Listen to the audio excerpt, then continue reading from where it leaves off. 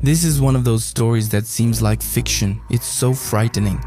In 1980, Brazil was the second largest cocoa exporter in the world, all thanks to Bahia. The northeastern state was the country's main producer of chocolate's raw material. 60% of Bahia's gross domestic product was represented by cocoa farming. Thousands of people depended on this fruit to make a living, but starting in 1989, everything would be turned upside down after one of the biggest crimes ever committed in the history of Brazil. We had a crisis here, we had a tragedy here, we had a Holocaust here. Humanity runs the risk that this could be repeated, whether in cocoa or in any other crop, because there was no punishment. Large landowners who lived like kings found themselves bankrupt. Small and medium producers found themselves in debt. Many, overwhelmed by depression, ended up taking their own lives. I woke up at 7 in the morning. Oh my God, where's Deodato? I started calling, I went to the rooms, I went to the bathroom, I didn't find him anywhere. Then when I got to the bedroom door, when I pushed it open, he was already dead, hanging. The workers also found themselves in a dead end and were forced to make a living somewhere else. They built slums that would spring up in a period of 2 or 3 years. In the neighboring cities of southeastern Bahia, thousands began to live in miserable conditions. Child and adolescent prostitution spread along with crime, and consequently, violence increased drastically. The most unbelievable thing is to think that this whole disaster happened on purpose. A sabotage that would destroy the entire economy around cocoa farming, which involved approximately 3 million people. 93 municipalities would end up bankrupt, 250,000 people unemployed, and 30,000 farms ruined. But 17 years after the destruction began, a man would come forward and confess to the crime, and the explanation he gave was simply surreal. Today, you will find out how one of the biggest sabotage crimes in Brazil's history happened and understand why this contributed to making the state of Bahia poorer and more violent. But to understand exactly how we got to this point, we need to go back to a time when our country was still just a colony.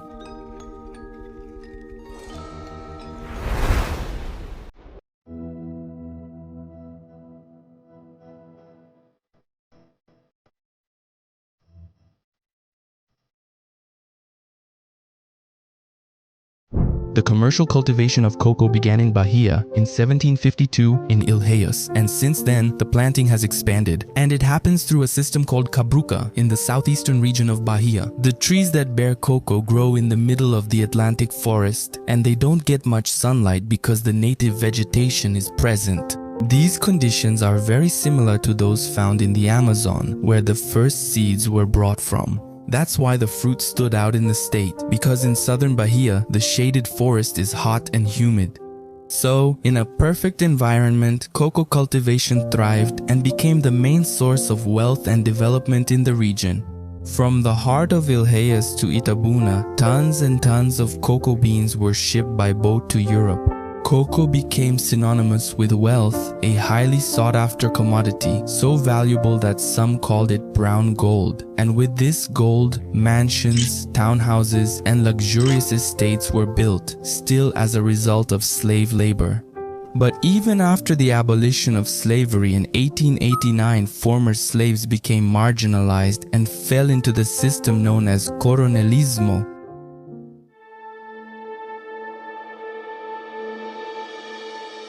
In 20th century Bahia, the word of a coronel was worth more than that of a judge. These cacao farmers were not just rural producers, they were true kings of their regions, controlling votes, deciding elections, and giving orders to mayors and deputies. Their economic power was intertwined with political power. This power was gained back in the time of the empire, in 1831. To deal with the rebellions that were erupting in some regions of the country and to maintain so-called public order, the Regency government created the National Guard.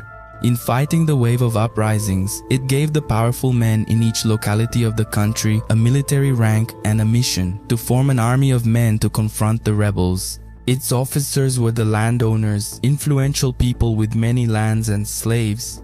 The cacao kernels lived in mansions and until then dealt with slaves. With the abolition of slavery and the proclamation of the Republic, they started dealing with employees to ease the atmosphere of exploitation that occurred on many farms. Sometimes they held luxurious parties filled with imported drinks, music, and extravagance.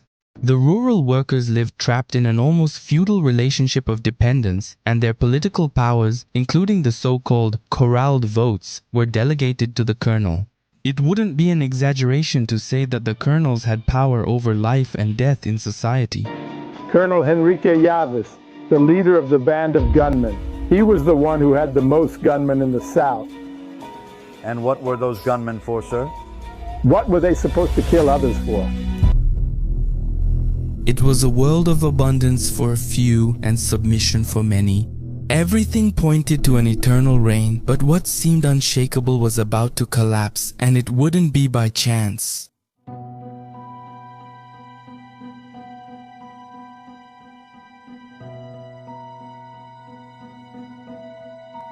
In the late 80s, an invisible enemy began to spread through the plantations, the witches' broom plague. No one knew for sure how it had gotten there.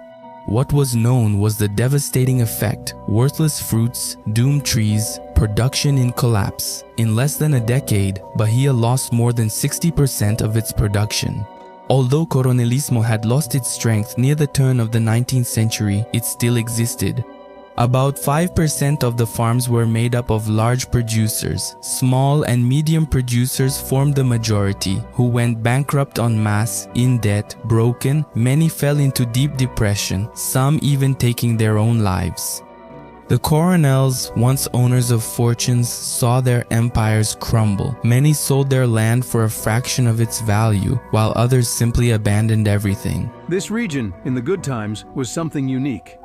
And the rural workers were forced to leave the farms, migrating to nearby cities where they ended up in makeshift shacks, without sanitation, without jobs, and without a future.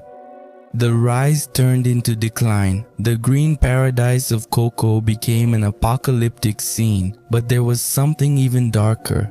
The plague was not just a natural tragedy, it was a carefully planned crime.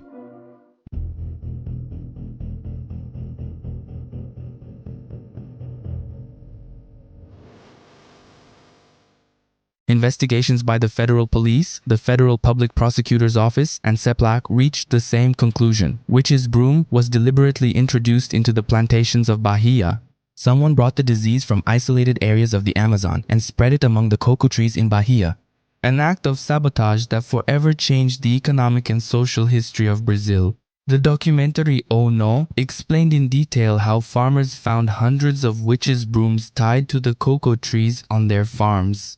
But the most shocking thing isn't the crime itself, it's the impunity. Despite years of investigations, there were no suspects, no trial, no one convicted. And then, in 2006, a sinister revelation emerged. Luis Henrique Franco Timoteo, in an interview with Bahia magazine and at the Cocoa Parliamentary Commission of Inquiry, confessed to his direct involvement. He admitted to participating in the operation that brought the witch's broom to Bahia. And he further stated that he has connections with influential politicians, including within the Workers' Party. The accusations linked the crime not only to isolated individuals, but to a network of political interests. I am Luis Enrique Franco Timoteo. I was one of the people who came up with the idea of introducing witch's broom in Bahia. I brought witch's broom in about 250, 300 infected branches.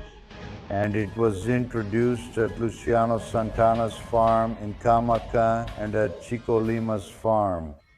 So the intention was to give an alternative for this, and what was the alternative? To show that SEPLAC would still have a purpose, and what would that purpose be? To fight the plague, which plague? The most violent one, which is witch's broom. And even so, nothing happened. The confessions echoed into the void. Even though in July 2006, the Association of Magistrates of Bahia claimed on its website that the evidence of the Partido dos Trabalhadores' involvement in the sabotage was strong and consistent, the prosecutors of the Public Ministry of Bahia ended up requesting the case to be closed a few months later, citing weak evidence and the statute of limitations for the alleged crimes. Some suspected that it was all part of a psychological operation intended to manipulate public opinion. In other words, for many, Luis Henrique was nothing more than a scapegoat or a front man. Putting the assumptions aside, while those responsible for the sabotage remained unpunished, it was the people who were really paying the price. The social impact of the tragedy was brutal. More than 200,000 jobs disappeared, and rural workers with no alternatives migrated en masse to the big cities in search of survival. Slums multiplied in Ilhéus, Itabuna, and neighboring cities.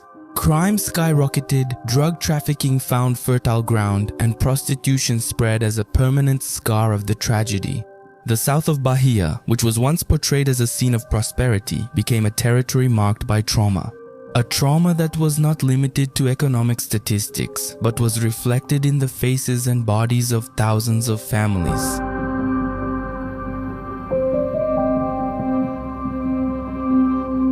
Decades later, even now in 2025, cocoa producers managed to get billion-dollar debt pardons from the government for many years. They were actually treated as guilty and as debtors of the loans they took out. In 1995, when the federal government, together with CIPLAC, tried to implement a crop recovery program at the time, why did I and the cocoa farmers have to pay for the cocoa?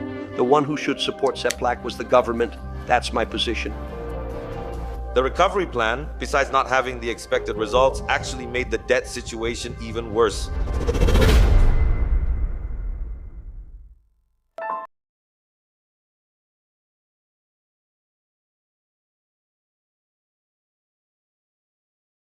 Brazil never regained its position as a world cocoa powerhouse. To this day, no one has been held accountable. The south of Bahia has always experienced ambivalent scenarios: prosperity and poverty, employment and unemployment, dignity and slavery, even today.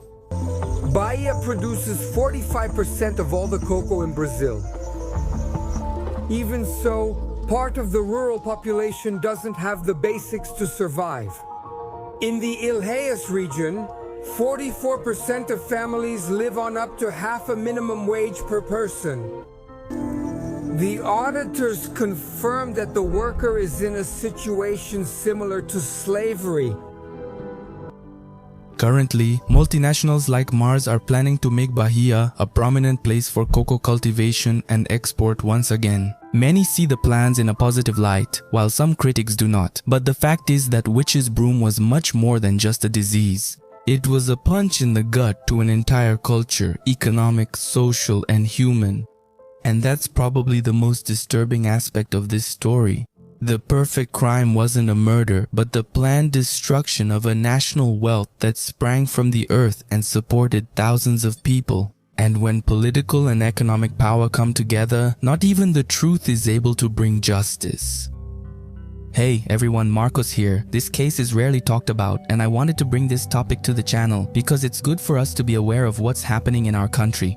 It doesn't matter if we live in another state where a bizarre crime like this happened. Unfortunately, our country is plagued by sabotage like this in many ways. Thank you so much for watching until the end. If you like this video, don't forget to leave a like. If you're not subscribed, take the opportunity and subscribe now. A hug and see you in the next video.